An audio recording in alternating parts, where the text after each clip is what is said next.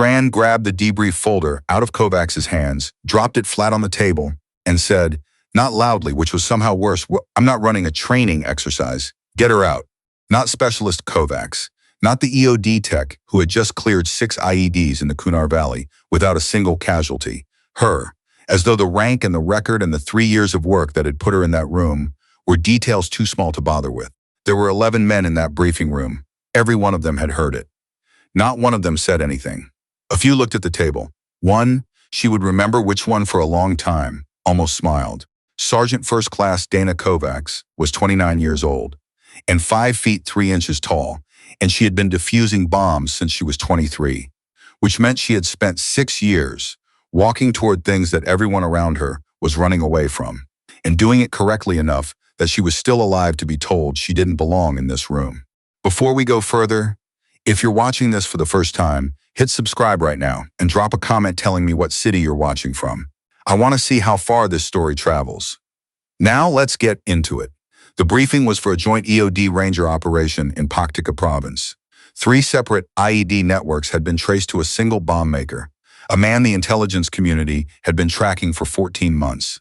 The mission was to raid the compound, recover the bomb maker's materials and documentation, and dismantle whatever components were staged for deployment. It was the kind of mission that required someone who could identify, categorize, and render safe explosive devices under time pressure, in a structure that might itself be booby-trapped, while Rangers held a perimeter that might or might not hold. It required, in other words, exactly what Kovacs did. She had been attached to the unit 2 days prior, transferred from a separate task force after their own EOD specialist took a piece of shrapnel to the knee in a vehicle strike. She had arrived with her kit, her file, and the particular kind of quiet that belongs to people who have been assessed and dismissed so many times that they've stopped waiting for the assessment to go differently and started simply doing the work. Captain Strand had not read her file. She was fairly certain of that. The way he'd looked at her when she walked in, not hostile exactly, not yet, but the specific look of a man who has already reached a conclusion and is mildly annoyed that reality keeps presenting evidence inconsistent with it.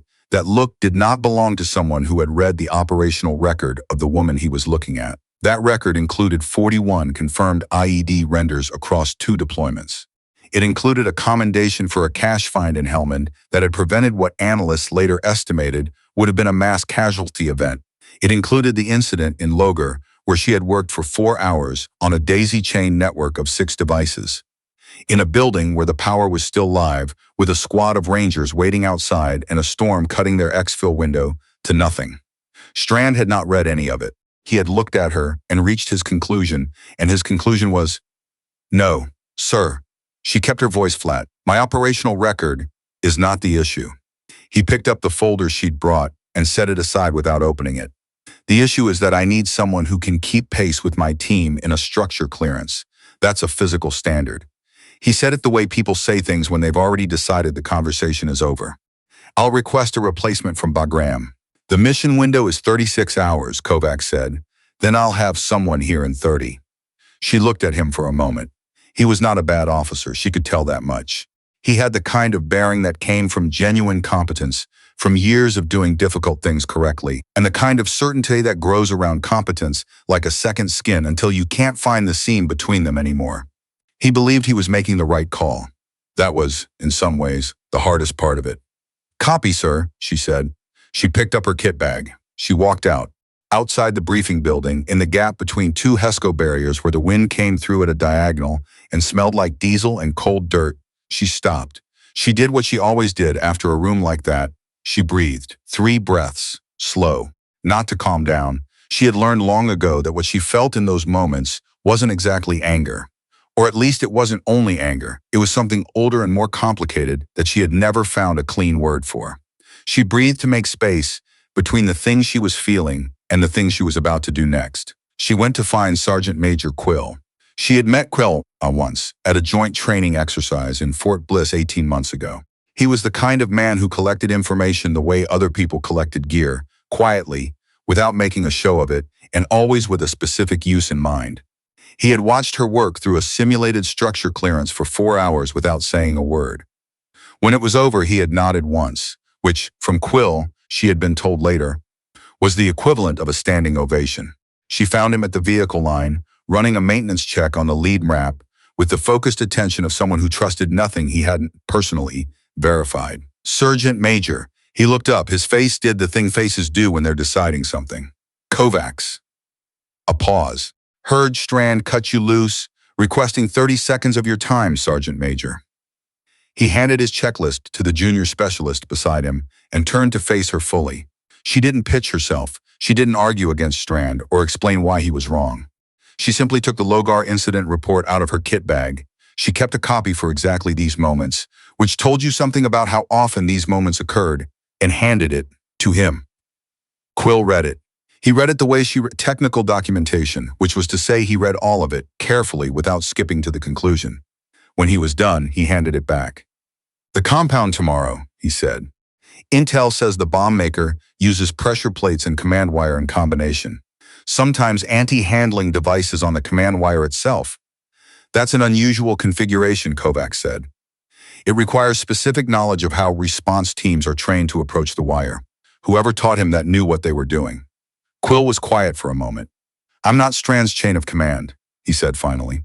I know that, and I'm not telling you what to do or not do. He looked at her steadily, but I'll tell you this, whatever you decide, you need to be right, not mostly right. Right. She held his gaze. I know. He picked up his checklist and went back to the vehicle. She stood at the vehicle line alone in the cold air and thought about what right meant when applied to the things she was considering. Right meant the devices were what the intel said they were. Right meant her read on the configuration was accurate. Accurate. Right meant that when the Rangers went through that door, they didn't step on something that turned the mission into a recovery operation. She thought about Strand's replacement arriving from Bagram in 30 hours. She thought about what 30 hours of this bomb maker's continued operation looked like on the ground. She thought about the 3 devices that had been found in the past 2 weeks on the road between the FOB B and the district center, and the pattern of placement that had told her something about this particular bomb maker's preference for approach angles, which was information she had not yet been given the opportunity to share with anyone. She made her decision. It was not a dramatic moment. The wind kept coming through the HESCO gap. Someone was running an engine check somewhere behind her. The decision happened the way. Decisions happen when you've already done all the thinking, and there's nothing left but the choice itself. Quietly, without ceremony, and with the full weight of everything it meant already accounted for. She went to get her kit. The compound was 4 kilometers from the FOB, which meant a vehicle movement that took 11 minutes, and deposited the team at a dismount point in a dry riverbed with good cover and a direct approach to the target's northern wall. Kovacs had read the site assessment 3 times on the transport and committed the floor plan to memory, which was a habit so ingrained she sometimes caught herself doing it with restaurant layouts and parking structures. She was not supposed to be in the vehicle. She was very much in the vehicle. No one had said anything about it. Quill had not said anything. The Rangers in the back had shifted to make room with the practiced economy of people who know when a conversation is above their pay grade. The driver had looked at her in the rearview mirror once, and then looked back at the road, which was its own kind of answer. Strand, in the lead vehicle, did not know she was there. That was a problem she would deal with when they arrived. They arrived at 0218 hours. The dismount was clean, no contact, the riverbed quiet except for the wind and the sound of the team's movement. Kovacs came off the vehicle third and set her kit and found a position behind Morrison, one of the Rangers, steady and efficient, the kind of soldier who made every space he occupied feel slightly more organized, and waited. Strand came around the rear vehicle and saw her. The expression on his face moved through several distinct phases in approximately 2 seconds. She watched them pass. Kovacs. His voice was very controlled. Explain, sir. She kept her voice low and level. The Bagram replacement hasn't arrived. Your intelligence on this compound indicates anti-handling configurations that require specific procedural knowledge to render safe. I have that knowledge. Your replacement does not have it yet, sir, because they have not seen this bomb maker's work. She paused. I'm here, I'm ready. The decision is yours. Strand looked at her for a long moment. Around them, the team held in place. No one moved, no one spoke. Kovacs was aware of every man in that riverbed watching this exchange with the particular attention of people who understood exactly how much depended on the next 30 seconds. Strand said, "If this goes wrong, it won't," she said. "Sir." Another pause. "You'll follow my team's breach sequence exactly. You don't move ahead of the stack. You don't call a halt without notifying me first. You render safe in order by room, no improvisation. Understood. And after this operation, Kovacs, we are going to have a very serious conversation." "Yes, sir, I expect so." He turned back to his element leaders. "Stack up. Morrison, you're first through. Kovacs is attached to second element. She calls holds on any device contact. No one moves until she clears it. Those are my instructions. Acknowledge." The team acknowledged. Kovacs breathed. The breach was clean. The compound's outer door was unlocked, which was itself a data point. Unlocked outer doors in buildings like this either meant the occupants had fled or they were very confident in what was between the door and themselves. The Rangers moved through with the fluid-controlled speed of people who had done this exact thing many times, and Kovacs moved with second element, reading the floor as she went. She found the first device in the hallway between the outer room and the main corridor. It was a pressure plate, well concealed under a piece of flooring that had been relayed with enough care that you had to know what you were looking for to see the variation in the dust pattern. She had known what she was looking for. She'd called the hold before she was fully down to her knees. Device, hallway, 2 meters from the main corridor junction. Hold in place. The team held. She worked. The pressure plate was connected to command wire that ran along the base of the wall behind a strip of trim. Elegant, in the way that genuinely dangerous things are sometimes elegant, which is a thought she had never been able to explain to people who hadn't done this work. She traced the wire. She found the anti-handling secondary, which was exactly where she'd expected it based on the pattern she'd identified from the Paktika incident reports, tucked against the wall junction at the point where a responder's natural cutting angle would apply tension rather than release it. She disarmed the secondary first. Then she took apart the primary. "Clear," she said. "Continue movement." The team moved. She found 3 more devices in the next 7 minutes.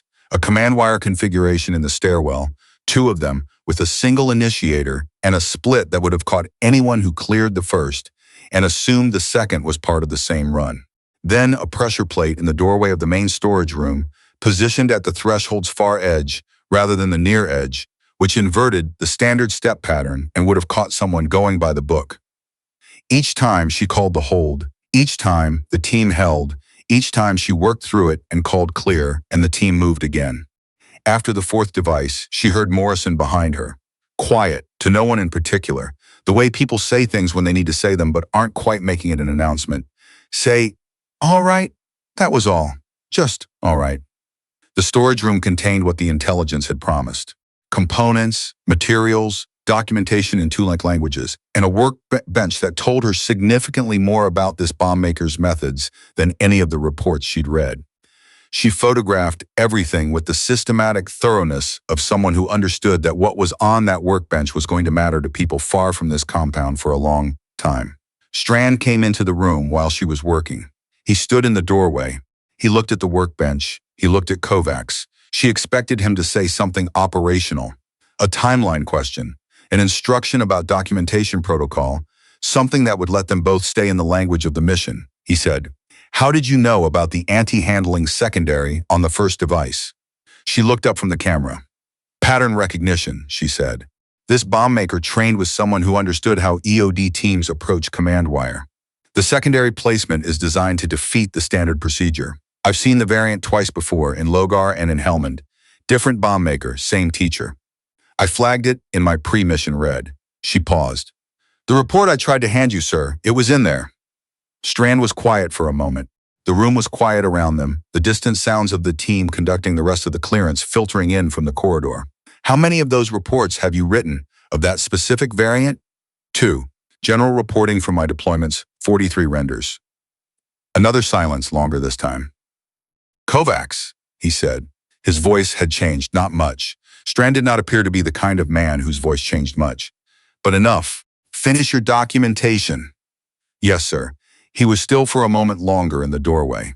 Then he left. The exfil was clean. No contact on the move to the vehicles. Nothing on the road back. The team wrote in the particular quiet of people who have done something difficult and come out the other side of it and haven't yet started the process of turning it into something they can talk about. Kovacs sat with her kit on her knees and looked at her hands. The compound dust was worked into every crease. Her knees ached from the floor work.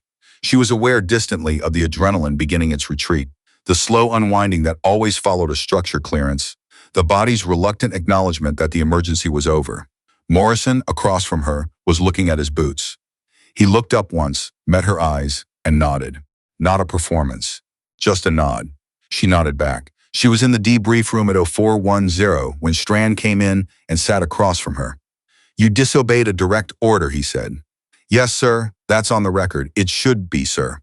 He looked at her steadily. "It's on the record that you disobeyed the order. It's also on the record that you found 4 devices, including 2 configurations that our standard approach procedures would not have caught. It's on the record that everyone on this team walked out of that compound." He paused. "Both things are on the record. That's how it works." She held his gaze. "I want to ask you something," Strand said, "and I need an honest answer, not a professional one." She waited. "The secondary on the first device. If you hadn't recognized the pattern, if you'd been any other EOD tech that I could have gotten from Bagram, what happens?" She considered the question the way she considered all operational questions, without rushing to the answer she thought he wanted. "Morrison steps on the plate 3 seconds after whoever goes first clears the wire," she said. "The secondary initiates. At that junction, with the blast direction and the confined space, you're looking at 4 casualties minimum, possibly 6. Strand received this information in silence. "Sir," she said, because there was something she needed to say, and she had learned the hard way that not saying it was its own kind of failure. "The report I gave you had the variant documented, the pattern, the placement logic, the approach modification. You would have had everything you needed to brief your team before we moved, and the decision about whether to use me would have been an informed one." She kept her voice level. "I'm not telling you that to. I know why you're telling me," Strand said. Something moved through his expression, brief and unsettled, the look of a man arriving at a place he hadn't planned to arrive. "You're telling me because you want the decision-making process to be better, not because you want credit for the outcome." She didn't say anything. "I didn't read the file," he said. "I had made my assessment before you walked in the door, and the file was an inconvenience to that assessment, and I set it aside." He said it plainly, the way he'd said the other thing.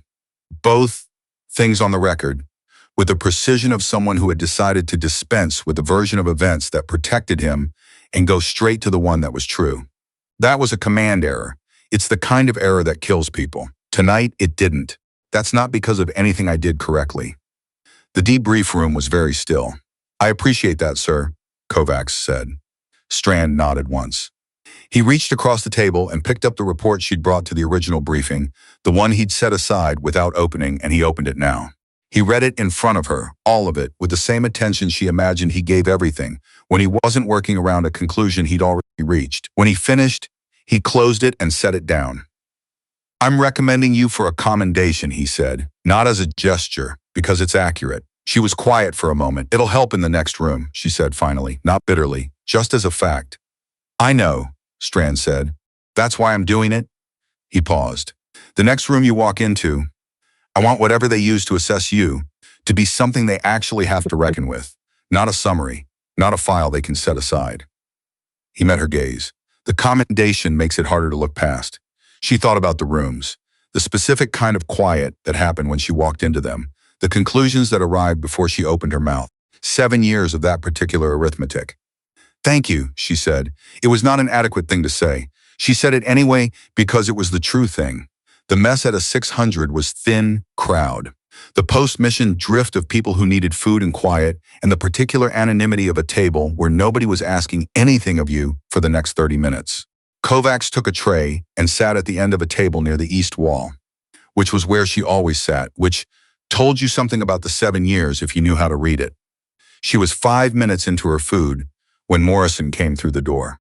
He looked around the room with the unhurried scan of a man who isn't in a hurry, and then he looked at her, and then he walked to her table and sat down directly across from her without asking and without preamble, the way you sit down when you've already made the decision, and the logistics are a formality. She looked at him. He poured himself coffee and said, "Quill told me about Logar." She didn't say anything. 4 hours, Morrison said. 6 devices, live power. That was a different situation. It was the same situation, Morrison said. Not argumentatively. Just correcting a factual error. Different building. Same situation. He drank his coffee. I've worked with 3 EOD techs. The first 2 were solid. What you did in that hallway tonight, he stopped. Reconsidered.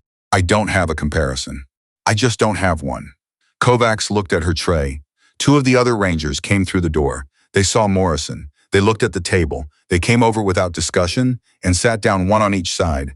No explanation, no announcement. The table that had been 1 became 3, then 5, as others filtered in, each of them making the same quiet choice, until the end of table seat that Kovacs had chosen was no longer the end of anything but the middle of something she hadn't expected. Nobody made a speech about it. Nobody needed to.